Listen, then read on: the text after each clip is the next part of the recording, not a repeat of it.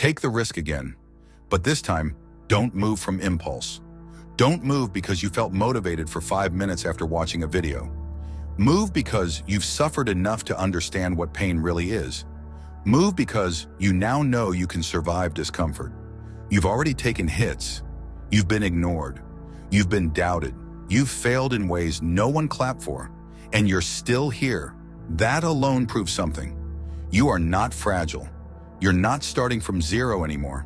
You're starting from experience, from scars, from lessons that cost you sleep, pride, and sometimes relationships.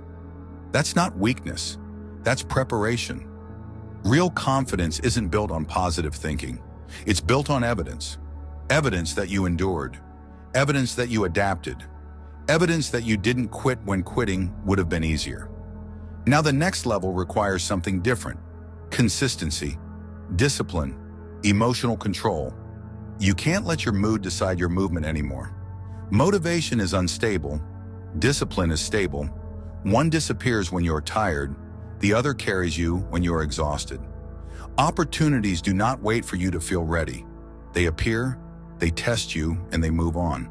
That's the rule of the real world.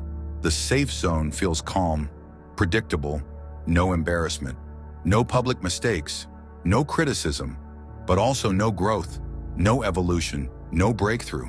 The safe zone is a quiet trap. It doesn't attack you, it comforts you. And that's why it's dangerous. You tell yourself you're being patient, strategic, careful, but if you're honest, you're protecting your ego. You're avoiding the possibility of failing in front of others. You're avoiding judgment, so you repeat the same habits, the same schedule, the same excuses that sound intelligent but feel empty. Most men don't collapse dramatically. They slowly shrink. They settle for good enough body, good enough income, good enough effort, good enough life. Comfort doesn't punch you, it numbs you. And numb men don't build extraordinary lives. 5 years pass quietly, then 10, and one day you wake up and realize you didn't lose. You just never tried. That's the real danger. Risk is not reckless behavior. Risk is calculated courage. It's choosing growth over ego protection. You weren't built to stay comfortable. You were built to expand under pressure. Every muscle grows through resistance. Every character grows through challenge. There is no shortcut. You want confidence? Do things that intimidate you. You want strength? Carry weight that feels heavy.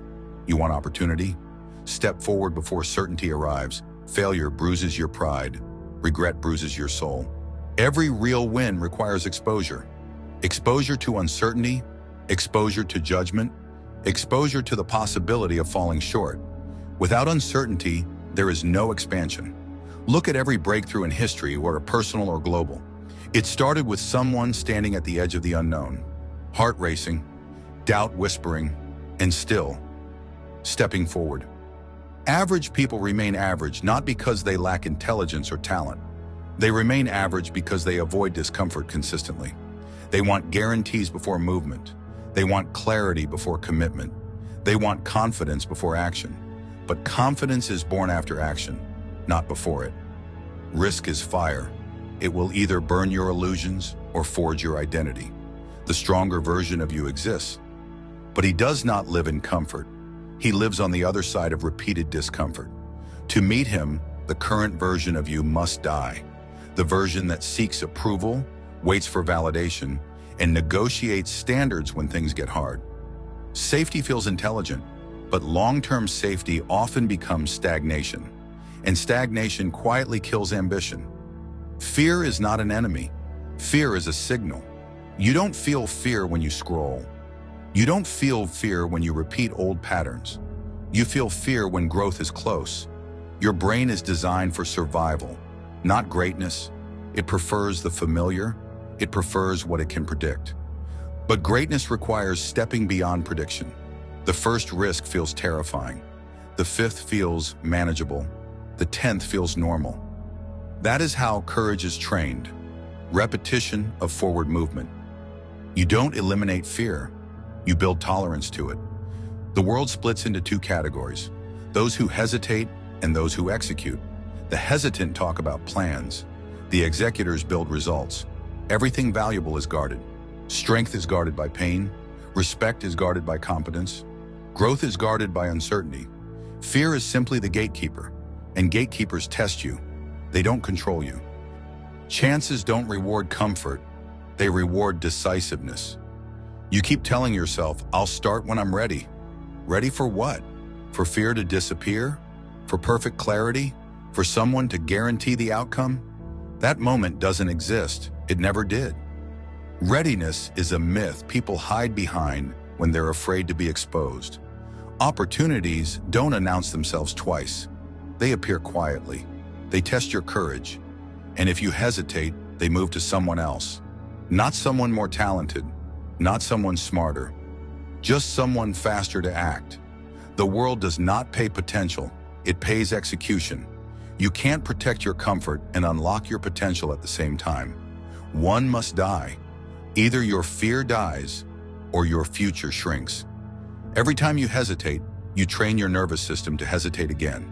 You reinforce the identity of someone who waits, someone who watches, someone who analyzes until the moment is gone. But every time you move, especially when it's uncomfortable, you rewire your identity. You become the man who acts, the man who decides, the man who moves even when his hands shake.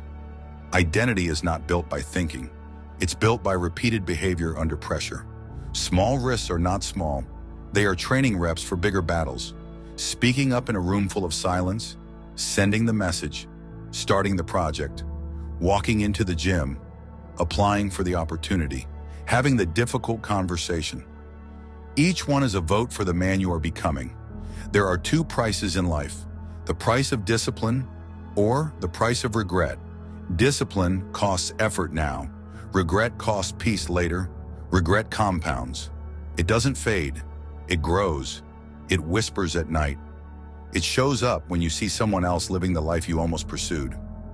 It reminds you of versions of yourself you abandoned. Ask yourself honestly, how many doors did you see and not open?